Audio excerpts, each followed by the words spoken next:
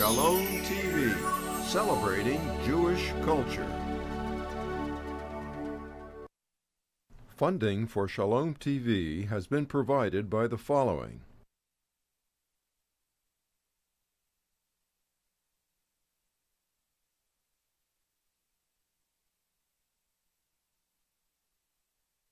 And by viewers like you. Jewish Education in Media is pleased to present L'Chaim, a program that highlights the people, issues, and events of importance to the Jewish community. Now here is your host, Rabbi Mark Golub. I'm Mark Golub, and one of the fascinating developments on the world Jewish scene has to do with the makeup and feel of the Israeli Knesset, the Israeli parliament, and how the politics of Israel are currently affecting the Israeli-Palestinian peace process.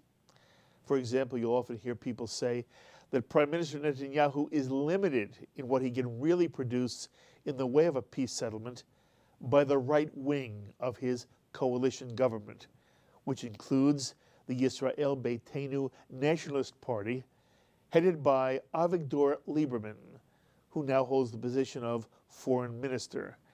And you may remember that in the fall, Mr. Lieberman addressed the United Nations with his own version of a two-state solution, which was in some significant ways a departure from the policies articulated by Mr. Netanyahu. By the way, currently the breakdown of the 120-seat Israeli parliament is as follows, and most American Jews do not know this. Likud has 27 seats in the Knesset, which is why he was asked, Mr. Netanyahu was asked, to create the current coalition government, even though Kadima itself has 28 seats. However, Tzipi Livni, the leader of Kadima, was unable to put a coalition government together. Avigdor Lieberman's Yisrael Beitenu is now the third largest party in Israel with 15 Knesset seats. Ehud Barak's Labor Party has 13 seats, and of course, he is the Minister of Defense.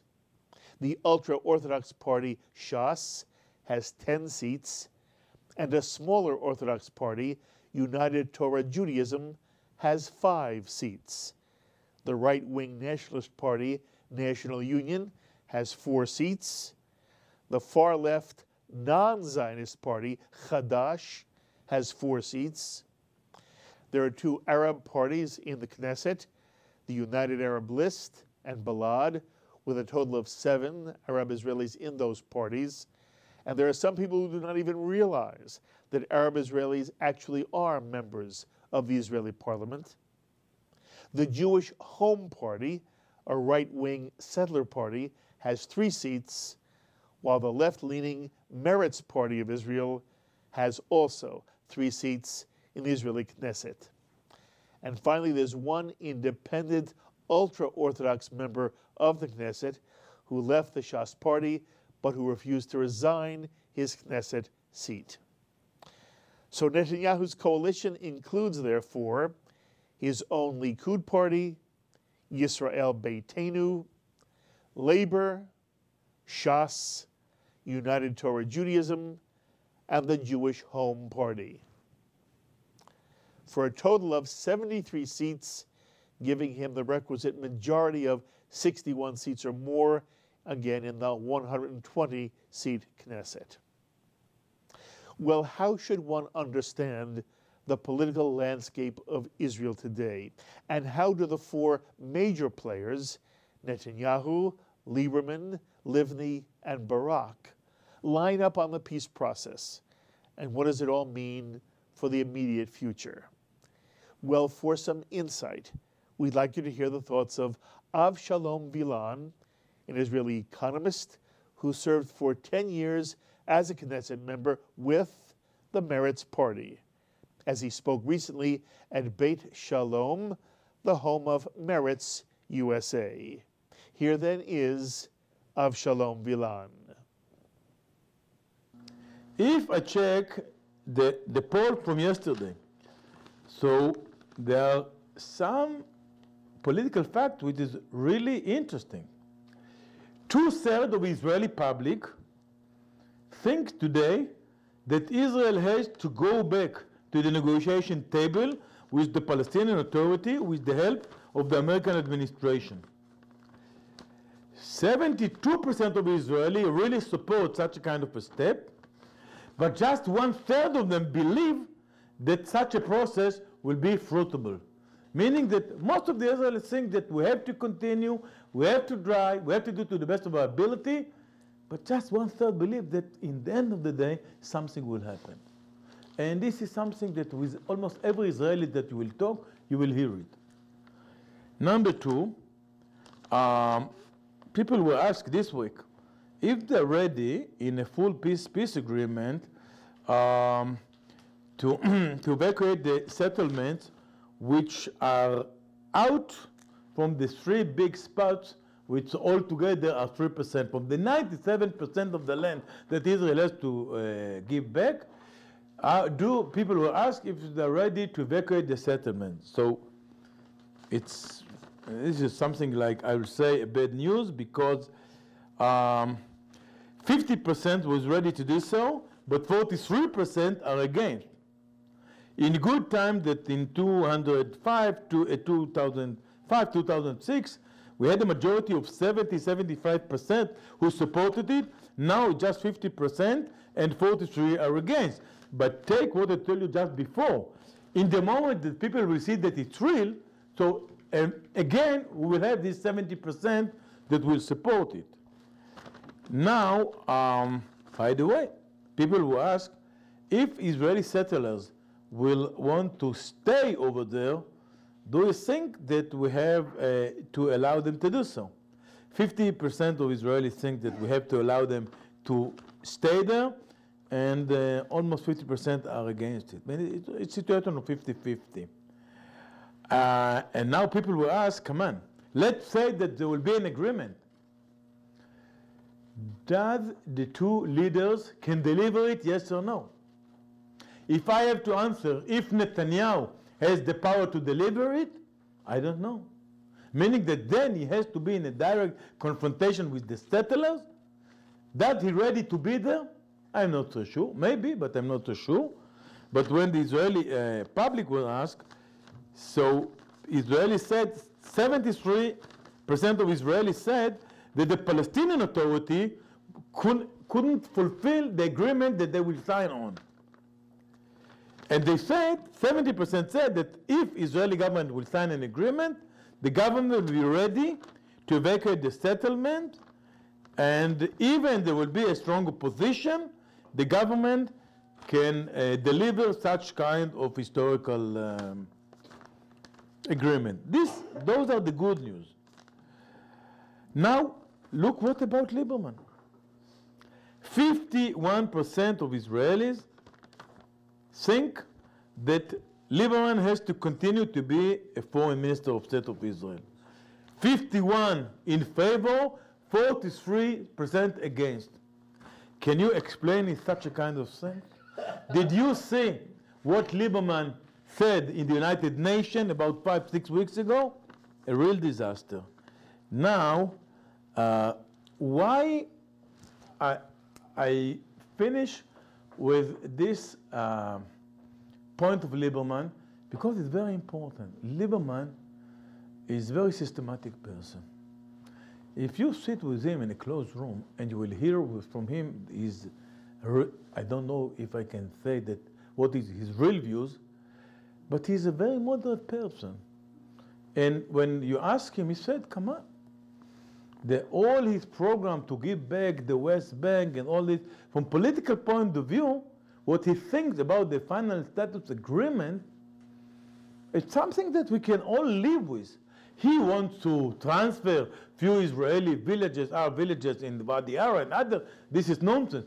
But in principle, he understands that between the Jordan River and the Mediterranean, there will be 2 states. And furthermore, he is playing such a kind of a card by belief that in the moment that Netanyahu will move to the center and will support a peace agreement and he will be against, he can get much political support. He today has 15 seats. In last poll, after his speech in the United Nations, he got just 13. Let's assume that he will have 20. I don't see possibility that he will pass Likud. In the Likud party, there's nobody in this very moment that really endangers Netanyahu. Meaning that Netanyahu in this very moment, from political point of view, he is a very strong person. I don't see somebody over there who is really endangering him. The only person who really endangers Netanyahu is Netanyahu himself. Meaning that he didn't decide yet if he wants to move, if he wants to be part of history or not. He still hesitates. It's true that Barak has a real influence on Netanyahu. Barak in this very moment is the most hated person in Israel.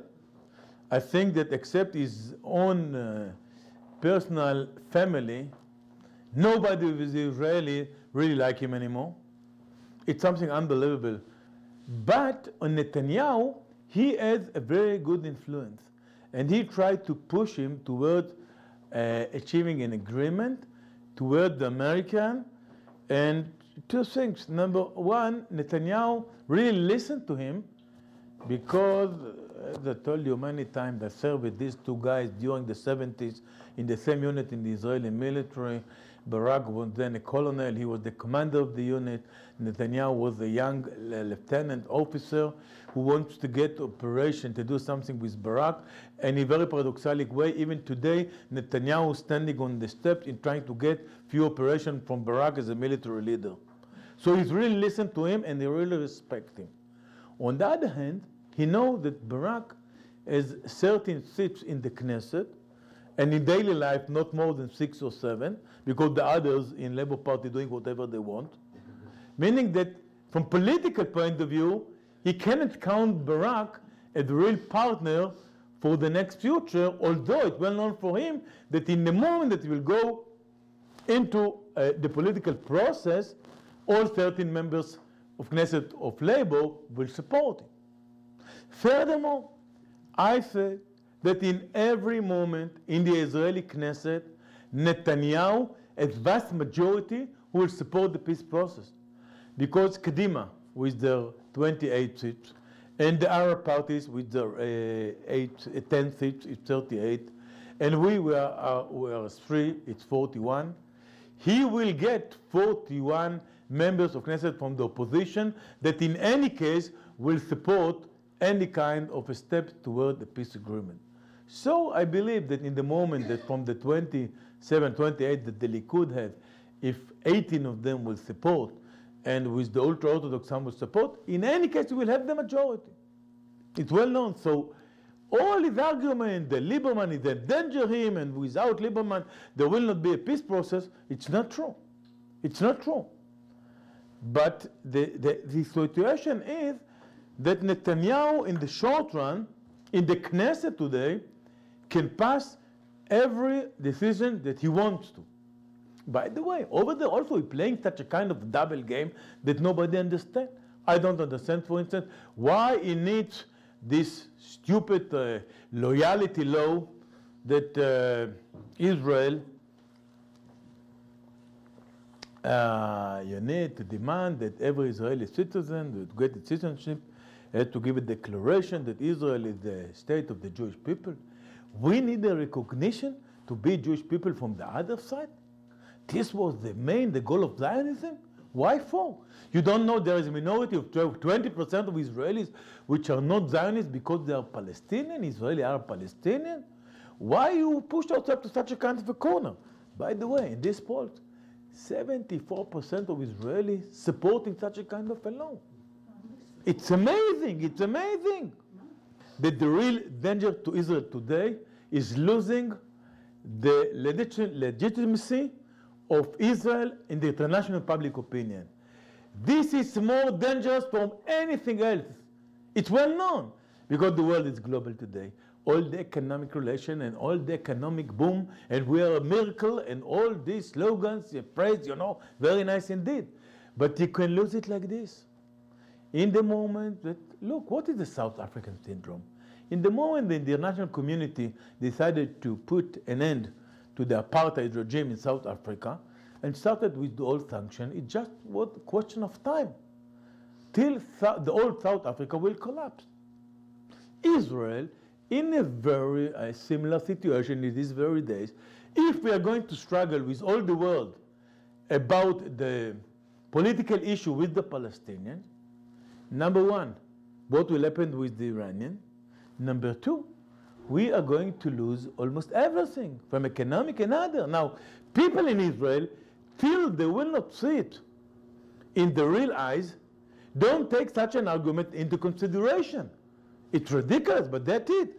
Otherwise, you can't understand how Lieberman gets such a kind of popularity, but in the world is out of any context. Nobody wants to talk to him.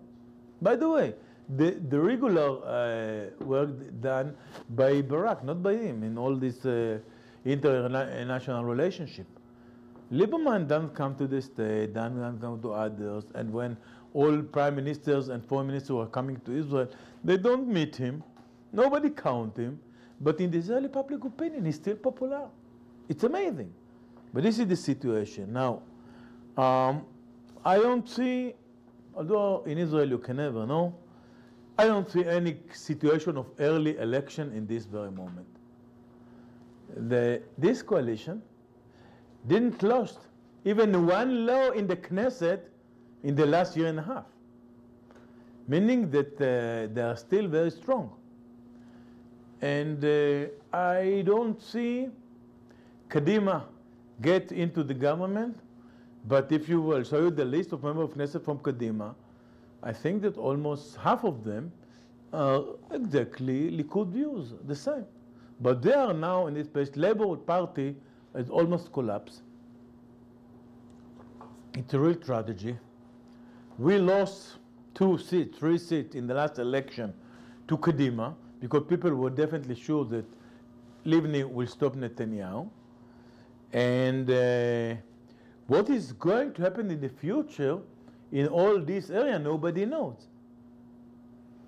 Now Meretz in the polls, 5, 6, 7, because Labour are just 7, 8. So we are gathering more political power because Labour losing a lot of it. So it's some kind of a game which doesn't lead to any real political change. But in the last 6 months, we are getting another 3, 4 seats instead of Labour. Now, there is a new candidate in Israel named Yair Lapid. I know he's Tommy Lapid's son. He's a very popular Israeli journalist. Regarding to all last polls, he can get something between 10 to 12 seats. If he runs, he will take most of his support from Kadima. But then Kadima, instead to be 28, will be 18 or 15. And then the right-wing Barak will continue forever. Now, Livni trying to convince Lapid to run with them that he will be her number 2. And then she believed that she will get a vast support. And then maybe Labour and Meretz can get some more support from our own public, which I'm not so sure. I believe that as Labour look now, I don't see a big chance that Labour will renew itself. The hate is not just against Barak, but also against Labour Party as a symbol, as a national symbol. It came to a point that I don't see how they can get out of it. I think that Meretz can have a real chance to be double next election. But those are the good news. The bad news is that altogether, Meretz, Labour, and all people who believe in progressive Israel by all means, we are today 16, and if we will be 13, 14 in next election, it will be really nice. I'm waiting too many years that this balloon of Kadima will be exploded. but I'm not sure that next election is going to happen. But it's a balloon because most of them are what I call a liquid light, like light Coca-Cola. It doesn't. They are really coding, and you have to understand. And you can see here, amazing. You have the 2/3, the 70% of Israeli who really believed that we have to go back to negotiation and we need a peace process, etc. But the same people don't trust the Palestinians at all and don't believe that they can deliver it and something will happen. And this is the main problem of the left and the center left. Because I'll give you now the last political fact from this poll. People were asked, okay, what are the main political issues that Israeli society has to deal with? 25% said struggle against corruption. 20% said the gap between the rich and the poor. 20% said achieving peace agreement with the Palestinians. 15% said economic growth. Come on, we Meretz can sign all these aims as a real policy for Israel for the next decade. If people think like this, most of them has to vote for Meretz. But it doesn't happen. Why? Because in the end of the day, when they are going to in the election day, most of them will vote regarding the political issue, regarding the possibility to achieve an agreement with the Palestinian, and they understand by the mind that such an agreement has to be achieved, but they still hate the Palestinian, and as you know, we are Palestinian and Arab lovers, and we need tough persons like Lieberman and others, you know, all these arguments, and such kind of a paradox, till this very moment, we didn't succeed to solve. I hope if somebody has a good idea how to do so, I'm ready to take now question and to hear.